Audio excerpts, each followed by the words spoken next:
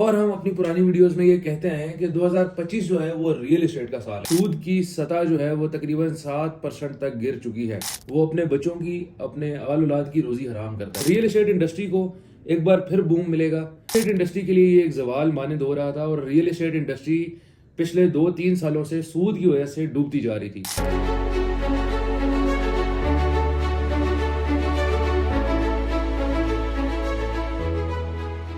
अस्सलाम वालेकुम नाज़रीन, एलीट मार्क प्रॉपर्टीज के प्लेटफॉर्म से मलिक दानिश हैदर आपकी खिदमत में हाजिर है।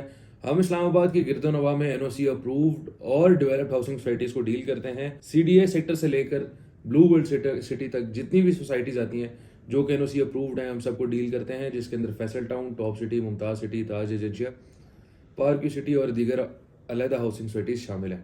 आज की जो हमारी वीडियो का मौजू है वो बड़ा इंपॉर्टेंट है क्योंकि आज 17 दिसंबर 2024 गवर्नमेंट ऑफ पाकिस्तान यानी कि फेडरल गवर्नमेंट ने एक नोटिस जारी किया है स्टेट बैंक ऑफ पाकिस्तान को, और स्टेट बैंक ने दीगर बैंकों को वो नोटिस फॉरवर्ड किया है, जिसके अंदर उन्होंने ये इतला किया है कि सूद की शरह जो है वो 2% मजीद गिराई जाए। यानी कि इस साल सूद की सतह जो है वो तकरीबन 7% तक गिर चुकी है। 20% तक ये जा चुकी थी, 21-22% तक भी थी, लेकिन इसको गिराने की वजह बड़ी इंपॉर्टेंट है, वो इस वीडियो के अंदर मैं आप लोगों को बताऊंगा। आज 13% तक सूद की सतह आ चुकी है। मैं अपनी पुरानी वीडियोस के अंदर यही जिक्र करता था कि सूद की जो सतह है वो वक्तन फवक्तन नीचे आ रही है, जिसकी वजह से रियल एस्टेट इंडस्ट्री की तरफ लोगों का रुझान वापस सुरखरू हो रहा है। रियल एस्टेट इंडस्ट्री को एक बार फिर बूम मिलेगा। क्योंकि लोगों ने बैंकों से पैसा निकालना है और वो पेमेंट्स जो है या वो रियल एस्टेट के अंदर जाएंगी या फाइनेंसिंग, गोल्ड फाइनेंसिंग के अंदर जाएगी, या दीगर दुबई, ऑस्ट्रेलिया, यूके जैसे मुल्कों में जाकर कहीं ना कहीं स्टक हो जाएगी। पाकिस्तान में जो बैंक्स थे उन्होंने एक आला जरिया बना लिया था अपने लोगों को फाइनेंस करने का। 20 से 22% सूद देकर वो जितनी भी पेमेंट्स थी वो अपनी तरफ खींच रहे थे। रियल एस्टेट इंडस्ट्री के लिए ये एक जवाल मानद हो रहा था और रियल एस्टेट इंडस्ट्री पिछले 2-3 सालों से सूद की वजह से डूबती जा रही थी। इसमें real estate investors, real estate agents, clients और जो घर बनाकर बेचते हैं बिल्डर्स, इन सब की इन्वॉल्वमेंट शामिल है। इसके अंदर सारे जो है ये जितनी भी इंडस्ट्री के जितने भी बंदे हैं वो सारे सिर्फ इस एक सूदी निज़ाम की वजह से डिस्टर्ब हो रहे थे। अब याद रखिएगा, रियल एस्टेट इंडस्ट्री सिर्फ एक इंडस्ट्री नहीं है, इसके अंदर 42 अलहदा इंडस्ट्रियां हैं। यानी कि ये छोटी छोटी बहुत सारी इंडस्ट्रियों से मुंसलिक है। कंस्ट्रक्शन इंडस्ट्री, सीमेंट से लेकर बिजली की तारों तक, बिजली की तारों से लेकर हार्डवेयर के कुंडों तक, हर चीज़ तक ये इंडस्ट्री वसी है। फिर इसी तरह प्रॉपर्टी जो है, प्रॉपर्टी सेल्स और बाय टैक्स में FBR का फ़ायदा होता है, उसके बाद RDA का फ़ायदा होता है, इस्लामाबाद सोसाइटीज़ का फ़ायदा होता है। ये सारे कारोबार क्यों रुके? सिर्फ इस वजह से रुके क्योंकि बैंक ने अपनी फाइनेंसिंग जो थी, इंटरेस्ट रेट जो था वो बढ़ा दिया था। ये जो न्यूज़ आज लीक निकली है स्टेट बैंक की जानिब से, ये रियल एस्टेट इन्वेस्टर्स के लिए बहुत ज़्यादा फायदेमंद होगी। और हम अपनी पुरानी वीडियोस में ये कहते हैं कि 2025 जो है वो रियल एस्टेट का साल है। सिर्फ इसी वजह से रियल एस्टेट का साल है क्योंकि इंटरेस्ट रेट्स जो है वो बैंक घटा रहे हैं और वो सारा पैसा जो है वो मार्केट में आना है।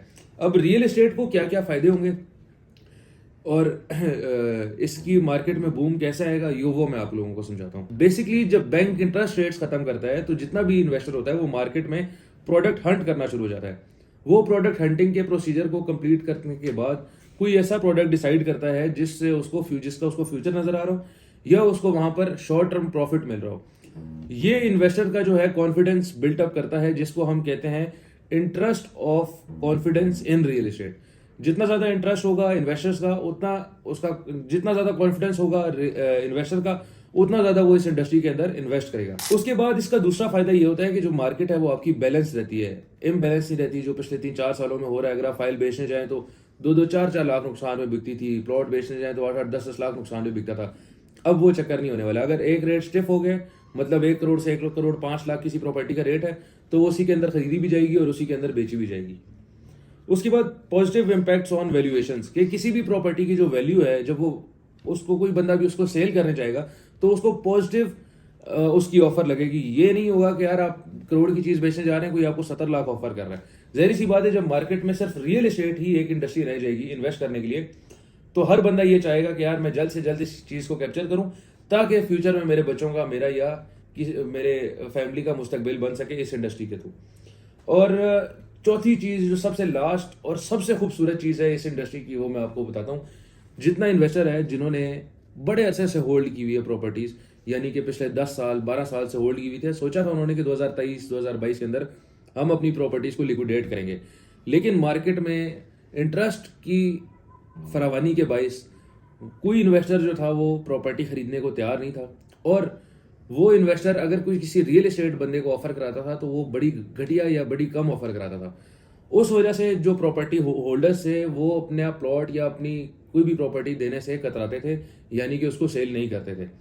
अब जब इंटरेस्ट रेट घट गया है और मार्केट में फिर से एक बार इन्वेस्टर आना शुरू हो गए, अब जो लोग 10 से 15 साल से पुरानी प्रॉपर्टीज होल्ड करके बैठे हैं, या कुछ लोग ऐसे भी हैं जिन्होंने 4-5 साल पहले प्रॉपर्टी खरीदी थी, तो अब वो लोग मार्केट में अगर प्रॉपर्टी बेचने जाएंगे तो बायर होने की वजह से उनकी प्रॉपर्टी जल्दी लिक्विडेट होगी और अच्छे पैसों पर लिक्विडेट होगी। फिर से वंस अगेन आप लोगों को खुशखबरी है कि इंटरेस्ट रेट जो है वो कम होने जा रहा है, और 2025 के शुरू में इंशाल्लाह आप लोगों को ये सिंगल डिजिट में नजर आएगा, यानी कि 6-7-8% में। और जितना इंटरेस्ट रेट कम होगा उतना प्रॉपर्टी का बायर जो है वो ज्यादा होगा। प्रॉपर्टी के बायर से हर बंदे को फायदा होता है। याद रखिएगा, सूद अल्लाह के साथ शिर्क है, और जो बंदा इस मामले के अंदर शामिल होता है वो अपने बच्चों की, अपने आल औलाद की रोजी हराम करता है। इससे बेहतर है कि आप लोग रियल एस्टेट, स्टॉक्स, गोल्ड, इन चीज़ों के अंदर इन्वेस्ट करें जहां पर आपको यह पता है कि मेरी इनकम फिक्स नहीं है। रिस्क होगा, लेकिन अगर मुनाफा हुआ तो बहुत होगा, अगर ना हुआ तो आप जितने पैसे आपने लगाए हैं वो आपको वापस मिल जाएंगे। ये आज की वीडियो थी व्यूअर्स, उम्मीद है आप लोगों को समझ आई होगी। और हमारी दीगर वीडियोस जो है वो रियल एस्टेट के रिगार्डिंग आती रहती हैं। हम साइट विजिट्स भी कराते हैं, हम लोगों को जितना नॉलेज होता है रियल एस्टेट के बारे में वो भी प्रोवाइड करते हैं। अगर आपको मेरी वीडियो अच्छी लगी हो तो अपने दोस्तों, अपने अजीज़ों के साथ ज़रूर शेयर करें और हमारे चैनल को सब्सक्राइब करें। इसी के साथ मैं आपसे जाना चाहूँगा। Thank you so much. अल्लाह हाफिज़।